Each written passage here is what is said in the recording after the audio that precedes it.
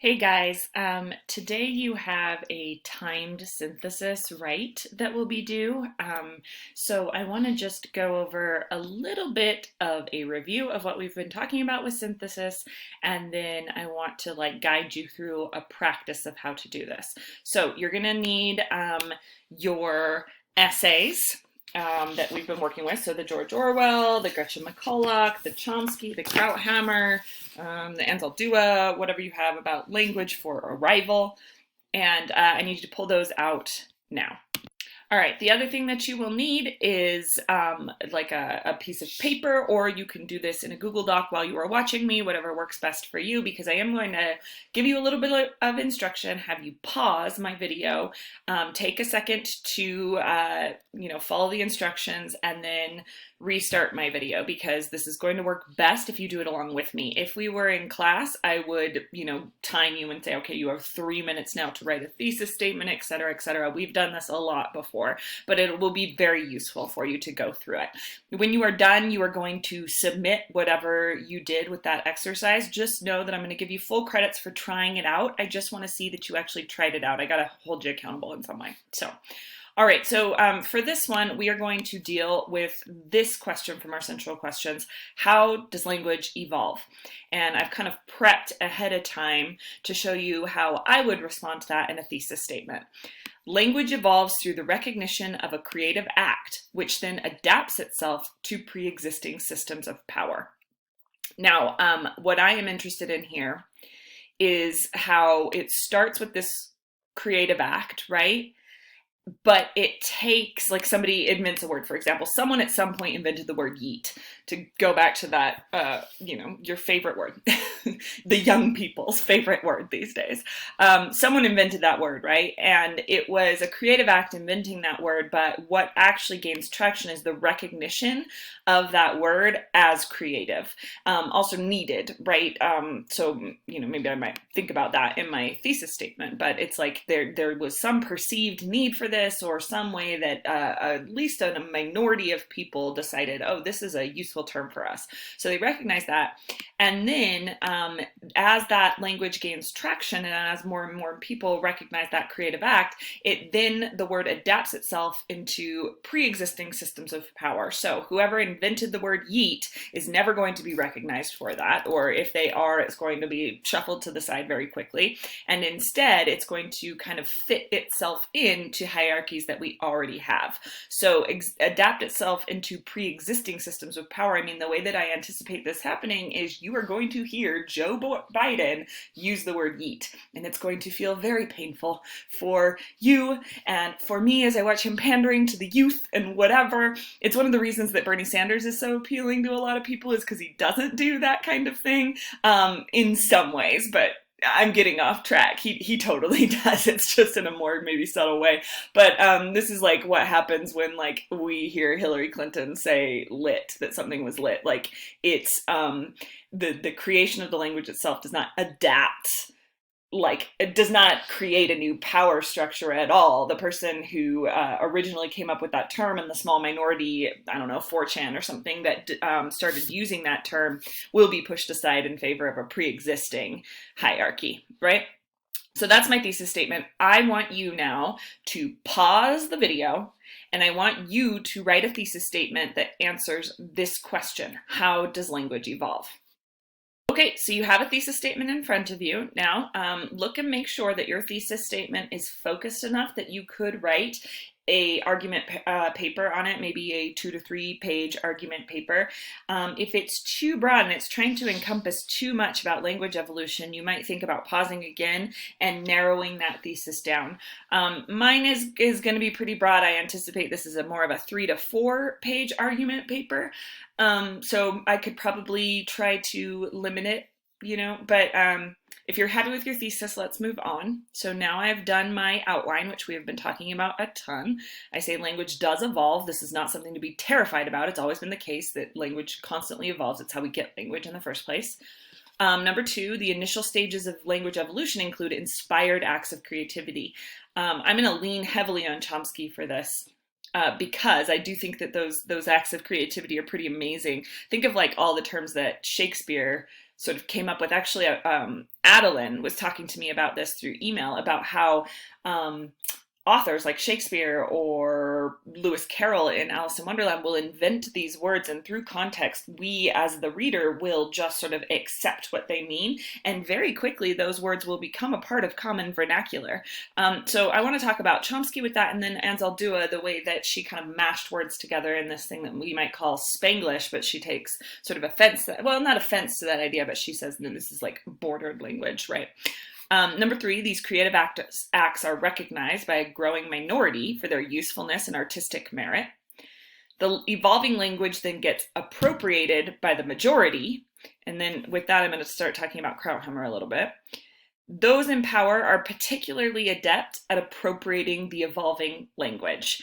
The way that those in power can effectively manipulate memes, I think, is a really interesting way of looking at this. I mean, look at who the president is and look at the way that he adapted to the language of Twitter and made that not necessarily a means of rebellion against standard language anymore, but a kind of codified means of speaking that actually moves people to act in certain ways, right? So it became like the definition of power.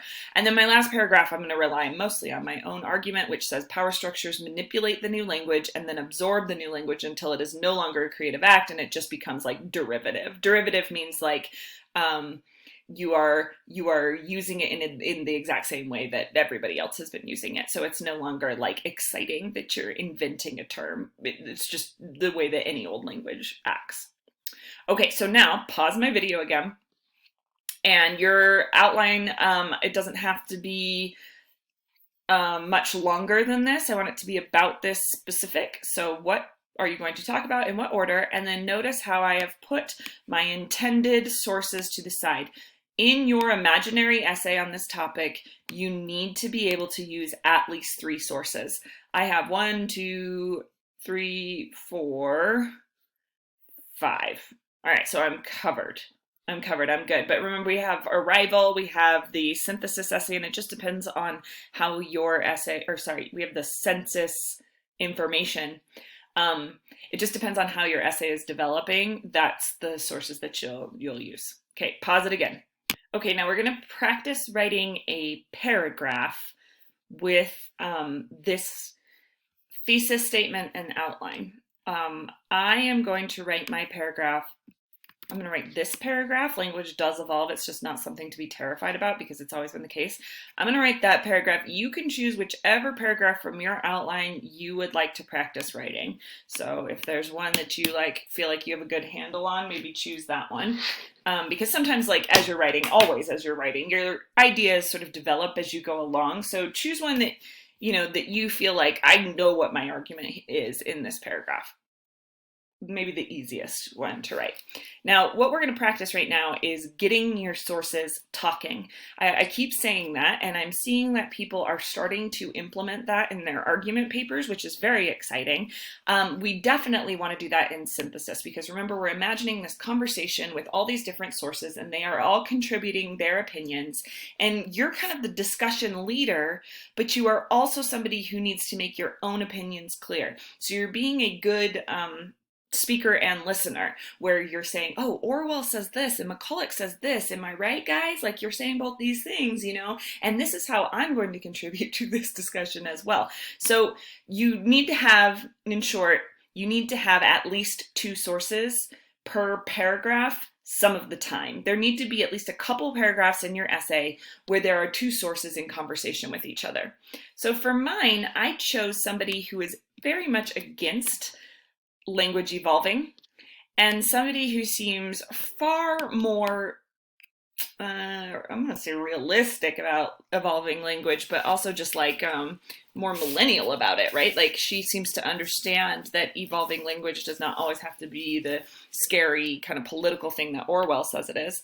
And I'm going to write my paragraph about how language is constantly evolving.